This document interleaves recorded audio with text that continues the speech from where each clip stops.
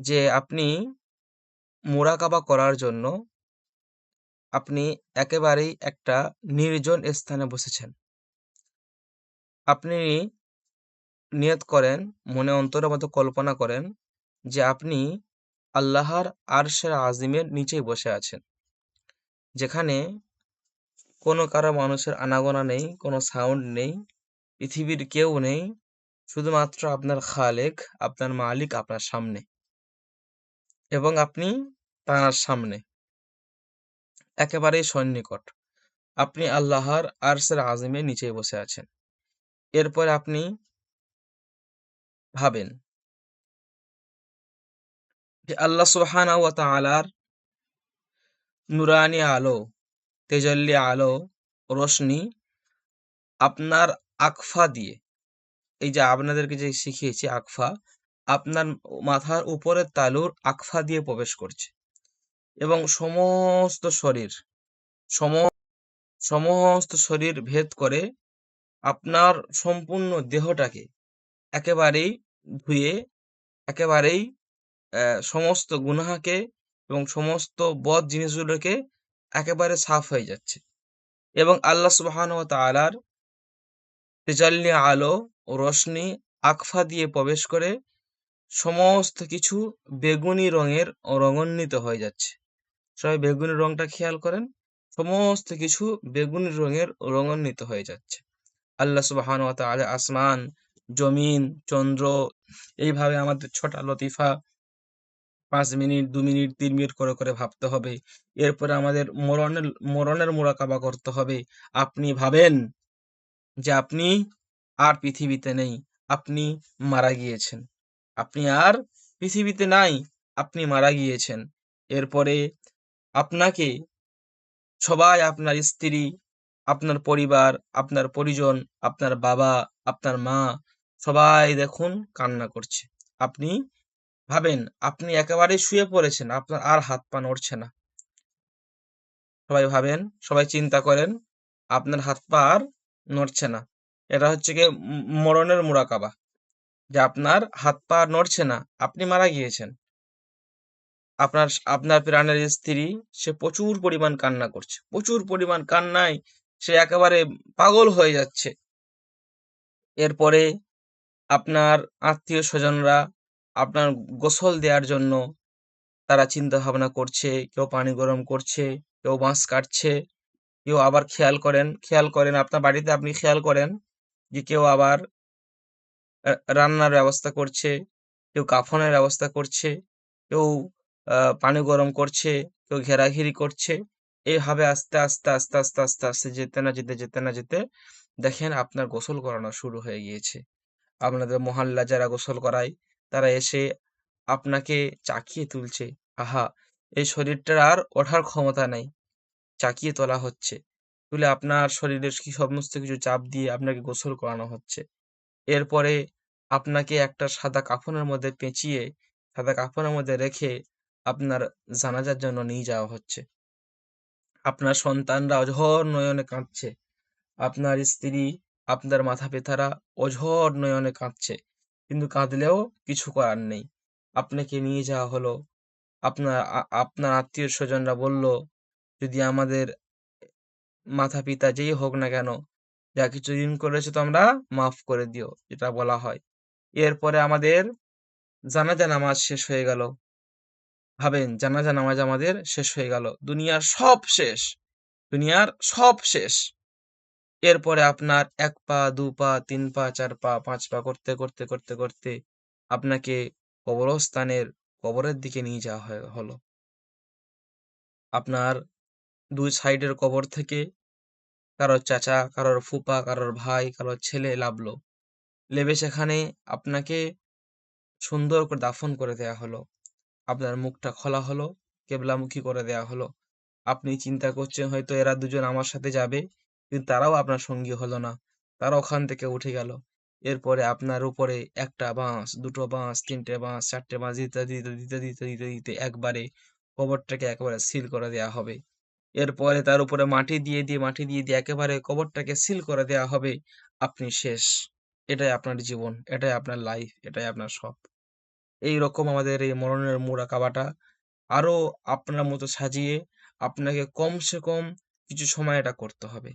এরপর আস্তে আস্তে আস্তে আস্তে আমাদেরকে হুঁশে আসতে হবে। আস্তে আস্তে আস্তে আস্তে আমাদেরকে জ্ঞানে আসতে হবে। সবাই আস্তে আস্তে আস্তে চোখ খোলেন, না হলে মাথায় লাগবে। সবাই আস্তে আস্তে চোখ খোলেন ইনশাআল্লাহ। জি, সবাই আস্তে আস্তে চোখ খোলেন।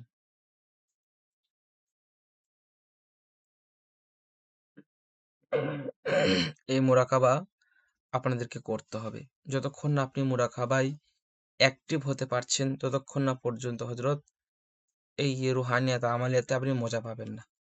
এই মুরাকাবা করে আপনাদের কেমন লাগলো হযরত? কেমন আপনাদের অভিজ্ঞতা হলো?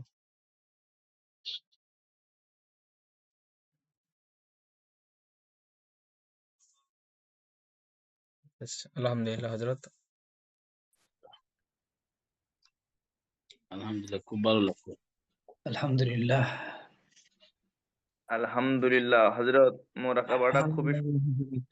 মোরাকাবা হওয়া প্রতিদিন হওয়া অবশ্যই দরকার। এবং আপনাদের একজনা কোনো বুজুর্গ মানুষ বা আপনাদের মতন মুতাব্বিদের সোহবাতে থেকে মোরাকাবাটা করলে আরো মনে হচ্ছে খুব ভালো হয়। জি, জি, অবশ্যই, অবশ্যই। আসলে হযরত এই যে মুরাকাবাটা হচ্ছে আমাদের এখন নতুন, নতুন একটু কষ্ট হবে। নতুন, নতুন একটু আ কেমন জানি মনে হবে।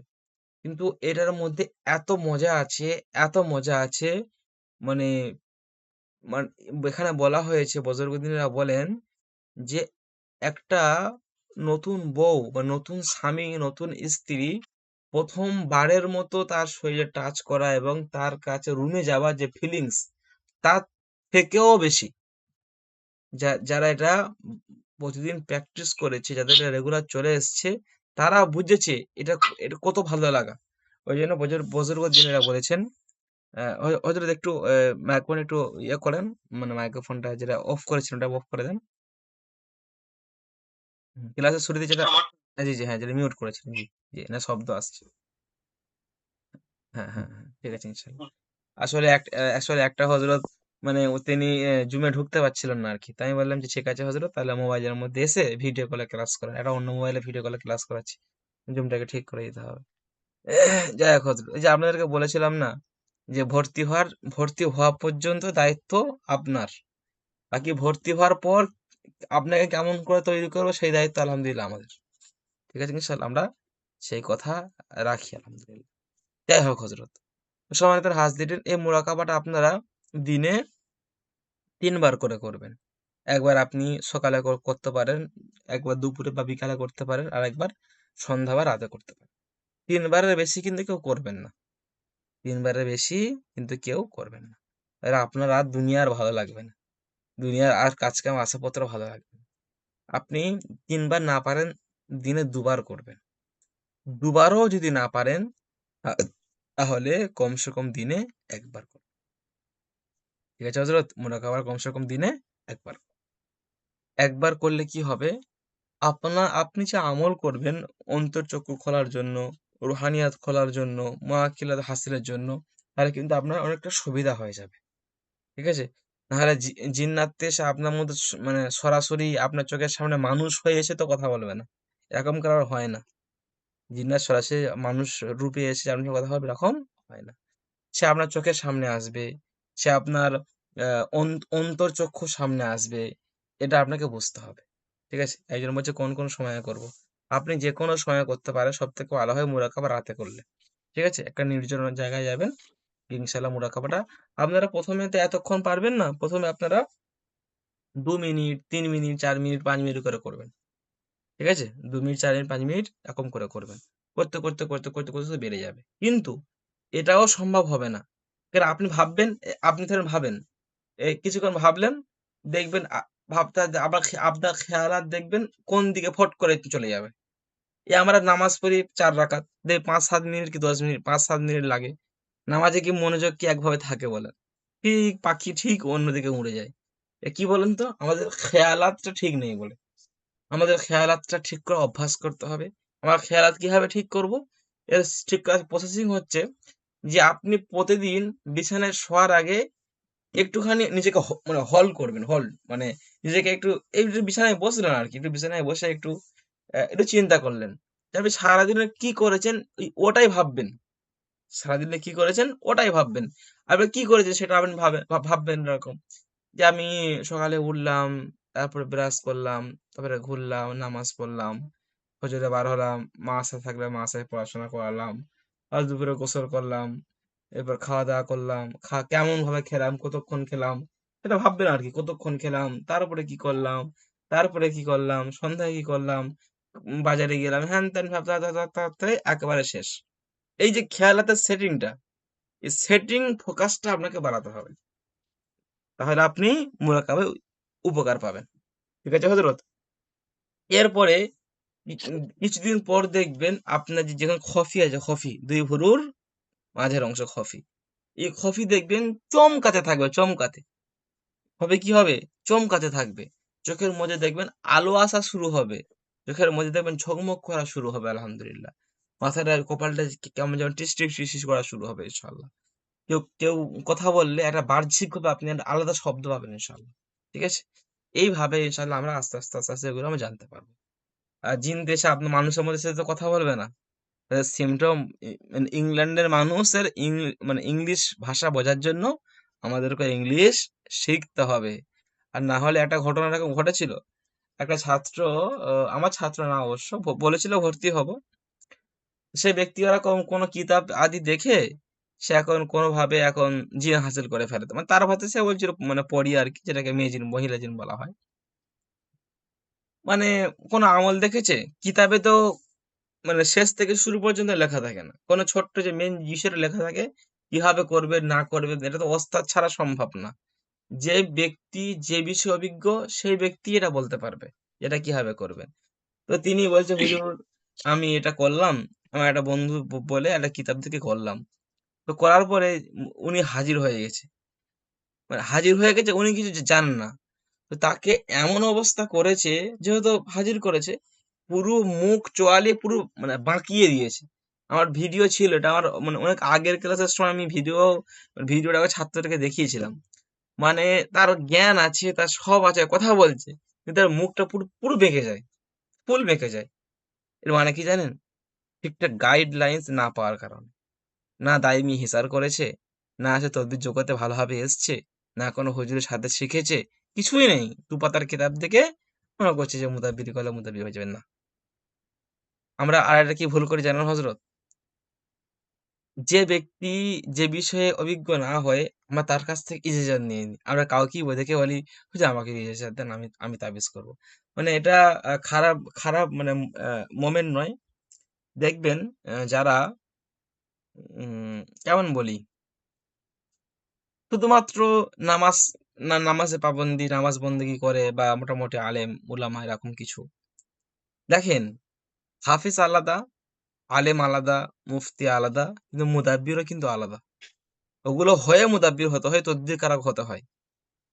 তো আপনার যদি কোনো হুজুর আবার আপনি তো কারো হাফেজ হয়েছেন। তিনি কিন্তু মুদাব্বিরে কিন্তু ও কারাগারও জানে না। আপনি তাকে যদি বলেন, হুজুর আমার তদবিরের ইজাজত দিন, আমি বলেন আমি আমি তদবিরের কাজ করব।